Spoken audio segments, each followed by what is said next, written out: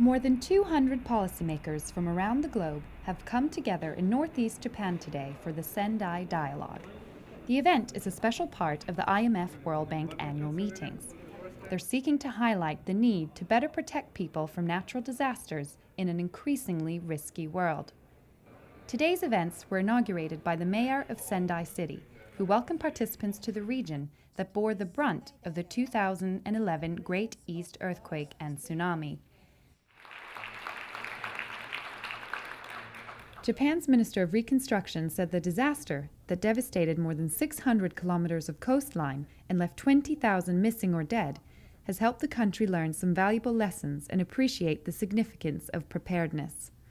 There's no such thing as absolute surety in disaster prevention. Disaster strikes when people forget the previous one, so they say. There were some regions that were able to minimize the damage because of repeated evacuation drills and disaster education that had been done on regular basis. This taught us once again the importance of the concept of disaster mitigation. On March 11th, 2011, the reality of the disaster was brought to life by two Sendai High School students. Their personal stories help participants recognize the importance of communities coming together after disasters. The managing director of the World Bank Group said the Sendai Dialogue is an event to honor the victims of the earthquake and tsunami, but it's also a symbol of hope. The Tohoku region has shown the remarkable resilience during the earthquake and in the aftermath. By drawing on such experiences and learning from the painful lessons of this tragedy, we can help countries to be more resilient to natural hazards in the future. The managing director also announced the Sendai Report and the Joint Government of Japan and World Bank Knowledge Notes. These products will help global policymakers understand the lessons learned from the Japanese experience. They also explain the need and value in investing in prevention. Natural hazards need not to turn into disasters. The good news is that there are actions we can take to save lives and reduce destruction and costs. Prevention is possible and often less costly than disaster relief and response. It is indeed an investment. We need to start preparing today for what we may face tomorrow. Representatives from Morocco, Pakistan, Japan, and international organizations, including the World Bank and the Organization for Economic Cooperation and Development, came together in a separate session to discuss how to integrate risk management into national development planning. The Japanese Minister of State for Financial Services explained it's important for the private and public sector to play an equal role in managing disaster risks. These are risks that cannot be totally borne by the private sector, especially when it comes to natural disasters. When there is a huger risk than what the private sector can bear, the public sector has to share the burden of that risk. The representative from Pakistan said a proactive approach is needed throughout government to manage existing and future disaster risks.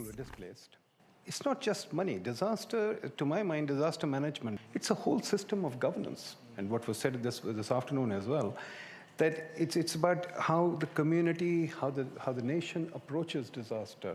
In a parallel session, representatives from Kiribati, Haiti, Kenya, and international development agencies of the UK and the US discussed how to make disaster risk management an essential part of international development assistance.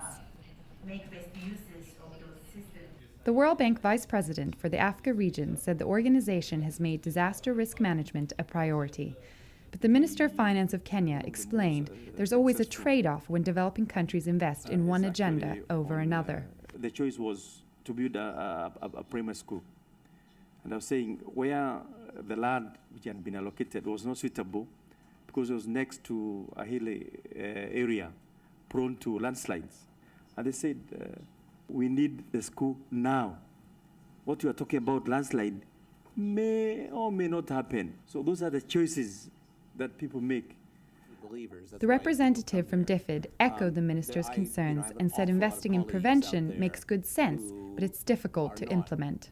Most human beings discount the future, and we want to take today we can get. And it's a matter of changing the thinking to see that we will be better off, our children will be better off, our communities will be better off, our economies will be better off, our physical capital will be better off if we invest in resilience now.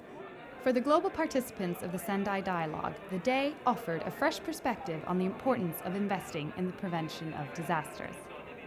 Nobody is immune from it. I think that's the message that one got from the session, and that's what experience tells us.